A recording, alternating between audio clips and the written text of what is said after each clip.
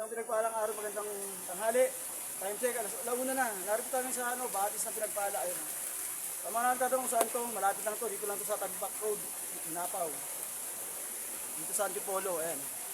Ito nga pala yung pool nila, bali dalawa lang yung pool nila pero malalim to, 7 feet to. Ayan. Ito yung pangalan ng Batis ng pinagpala. Bali ang entrance dito 100. Tapos ito, sa taas, kahit, ayan, malaki kita. Kita yung chan.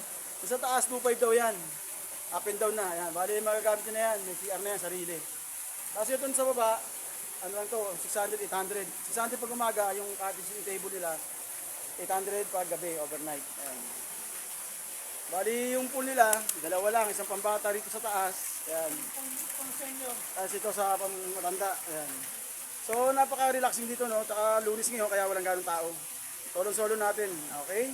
Kaya kung naghahanap ko ng relaxing na place, na ganitong lugar, spring water, dito na kayo sa Batis sa Pinagpala. Talaga namang napakaganda, okay? Peace out.